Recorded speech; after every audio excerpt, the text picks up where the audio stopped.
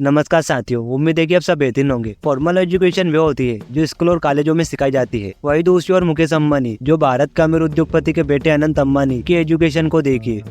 गुब्बारे की पैकेट खरीदी और हवा तो फ्री होता है तो हवा भर दी और बेचने चला गया।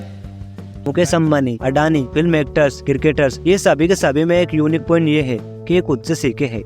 यही चीज है जो उन्हें दूसरों से अलग बनाती है। एक तो कम से कम में जिंदगी का गुजारा कर ले, यहाँ फिर अर्निंग को बढ़ा लिया जाए। रुपए की सेविंग करना और अर्निंग करना दोनों ही अलग अलग बातें हैं। सेविंग करना अच्छा होता है, पर यहाँ पे उससे ज्यादा अच्छा ये है कि अर्निंग पर फोकस होना चाहिए। असल में दो तरह के माइंडसेट होते हैं, एबुडेंस माइंडसेट और स्केर्सिटी माइंडसेट। एबुडेंस माइंडसेट के लोग वे होते हैं जो लाइफ में ब्राइट साइड को देखते हैं। उन्हें विश्वास होता है कि जो वे चाहते हैं उन्हें सब कुछ मिल जाएगा, चाहे वे पैसा हो, रिलेशनशिप हो या कोई अपॉर्चुनिटी हो। उन्हें जो वो चाहिए अगर उसके लिए वे काम करे तो उन्हें वे पा लेंगे। वहीं इसके सिटी माइंडसेट के लोगों की बात की जाए तो ये नेगेटिव माइंडसेट वाले लोग होते हैं। इन्हें लगता है कि खर्च बचाकर गुजारा कर लिया जाए। ये उस चीज में ज्यादा फोकस करते हैं जो उनके पास नहीं होती है। ऐसे लोग अपने स्केर्सिटी माइंडसेट को कन्वर्ट करके एबुडेंस माइंडसेट में बदल सकते हैं। इनको नेगेटिव थिंकिंग को पॉजिटिव थिंकिंग में बदलना चाहिए। पॉजिटिव सोचो, इसलिए कहते हैं कि कुछ बड़ा सोचो, क्योंकि जैसा बीज बोया जाएगा वैसे ही उगने लगता है।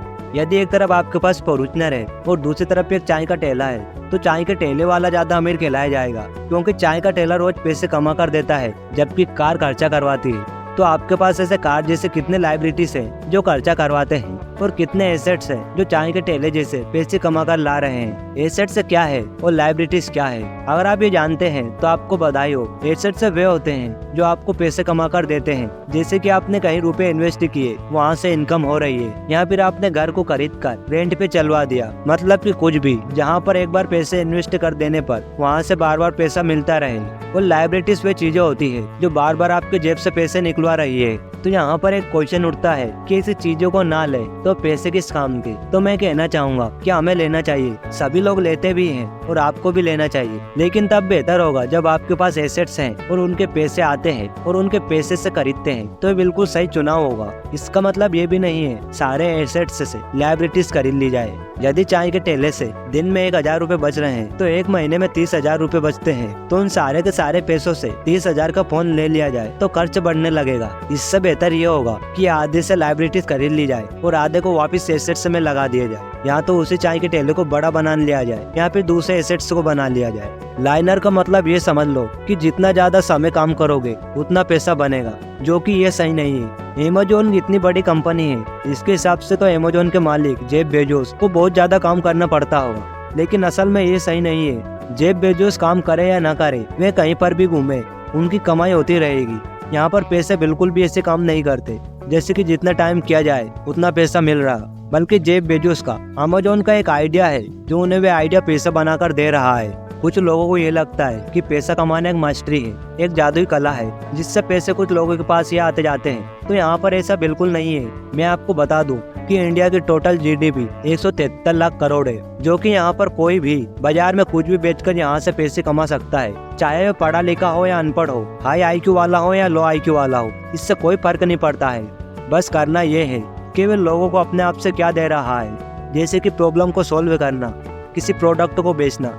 जितनी ज्यादा सर्विस दोगे उतनी ज्यादा पैसों की कमाई की जा सकती है। जैसे कि अमेज़न ने लोगों को घर घर प्रोडक्ट पहुंचाकर अपनी सर्विस दी है। जैसे कि टेस्ला कंपनी ने एक ऐसी यूनिक गाड़ी बनाई जो कि इलेक्ट्रिकल है। छोटे लेवल पर जैसे पिज्जा को बनाकर बेचकर अपनी सर्विस दी जाती है। एक आदमी दूध लेने के लिए जाता है तो उसे दूध 75 रुपए लीटर मिलता है। फिर वह दूसरी दुकान पर जाता है और वहाँ पर 70 रुपए लीटर दूध मिलता है, लेकिन वहाँ बहुत भीड़ लगी होती है और वह भी उस भीड़ में लग जाता है और वह दूध लेता है। लेकिन दूध से जो पैसे बचाए उन पैसों की बचत को देखकर खुशी महसूस करता है, लेकिन यहाँ पे कुछ ही बचत के लिए उसने यहाँ पे अपने कीमती टाइम को भी गंवाया है। ये आदमी कुछ और बेहतर काम कर सकता था। यहाँ पर एक कहावत है कि दुनिया की सारी दौलत को मिलाकर समय का एक पल नहीं खरीदा जा सकता। समय के लिए ही गौतम बुद्ध कहते हैं कि इंसान को ये सोचना गलत होगा कि टाइम बहुत है। टाइम सबके पास है, लेकिन जो नहीं है वे टाइम को मैनेज करना है। एलोन मस्क जो दुनिया के सबसे अमीर आदमी हैं, जो अपनी कंपनी को संभालने के लिए और नए स्टार्टअप करने के लिए अपने पर्सनल लाइफ के लिए पोमोडोरो मेथड का यूज करते हैं। पोमोडोरो मेथड क्या है? इस मेथड को 1980 में फ्रांसिस्को किनीजो ने बनाया था, जिसे टाइम ब्लॉकिंग मेथड कहते हैं। टाइम ब्लॉकिंग मेथड का सीधा सीधा मतलब ये जाने कि किसी काम को या किसी टास्क को एक टाइम में ब्लॉक कर देना। जैसे कि 7 से 8 बजे मैं बुक पढ़ा करता हूँ और अपने काम को टाइम दे दिया जाता है कि इतने टाइम में मैं ये काम करता हूँ। इसके फायदे ये मिलते हैं कि उस टास्क को करने की चिंता नहीं रहेगी, उस टास्क में फोकस बना रहेगा।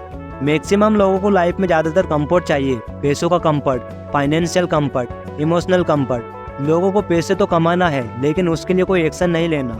लोगों को अच्छी हेल्थ तो चाहिए, पर अच्छी हेल्थी खाने और एक्सरसाइज करने का डिस्कम्फर्ट नहीं चाहिए। अच्छे रिलेशनशिप चाहिए, पर उसके लिए डिस्कम्फर्ट नहीं लेना। और यह एक बहुत बड़ा कारण है कि हर चीज को कंफर्ट और इमोशंस को दिखाकर बेचा जा रहा है। Mukesh Ambani, Adani, film actors, cricketers, इन सभी में सभी मेन पॉइंट ये है कि वे खुद से सीखते हैं, यानी कि उनमें सेल्फ एजुकेशन होती है, वे खुद से सीखे होते हैं।